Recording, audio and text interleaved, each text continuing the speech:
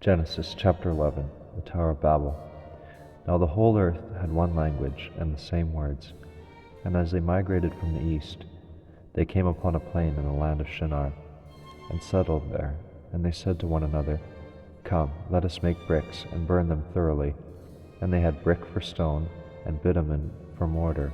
And they said, Come, let us build ourselves a city, and a tower with its top in the heavens.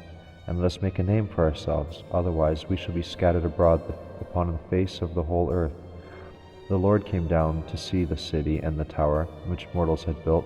And the Lord said, Look, they are one people, and they have all one language. And this is only the beginning of what they will do. Nothing that they propose to do will now be impossible for them. Come, let us go down and confuse their language there, so that they will not understand one another's speech. So the Lord scattered them abroad from over the face of all the earth, and they left off building the city.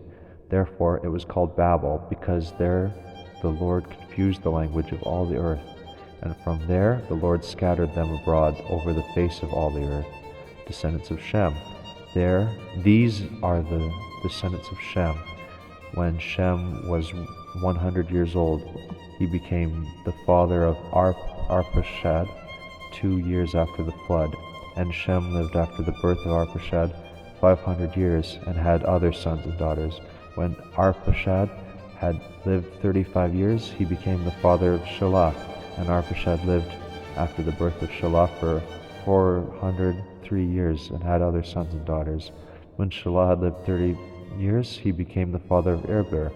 And Shelah lived after the birth of Eber 403 years, and had other sons and daughters. When Eber had lived 34 years, he became the father of Peleg. And Eber lived after the birth of Peleg 430 years, and had other sons and daughters. When Peleg had lived 30 years, he became the father of Reu.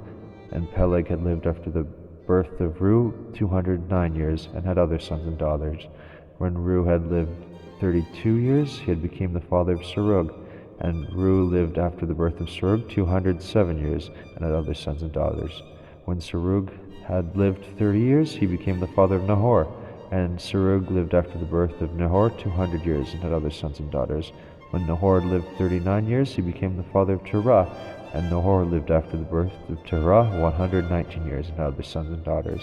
When Terah had lived 70 years, he became the father of Abraham, Nahor, and Haran.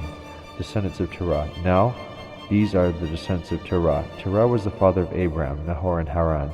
And Haran was the father of Lot. Haran died before the father of Terah in the land of his birth, in Ur of the Chaldeans. Abram of Nahor took wives. The name of Abraham's wife was Sarai, and the name of Nahor's wife was Milcah. She was the daughter of Haran, the father of Milcah and Iscah. Now Sarai was barren. She had no child. Terah took his son Abram and his grandson Lot, son of Haran, and his daughter-in-law Sarai, his son Abraham's wife, and they went out together from Ur of the Chaldeans to go into the land of Canaan. But when they came back to Haran, they settled there. The days of Terah were 205 years, and Terah died in Haran. The word of the Lord. Amen.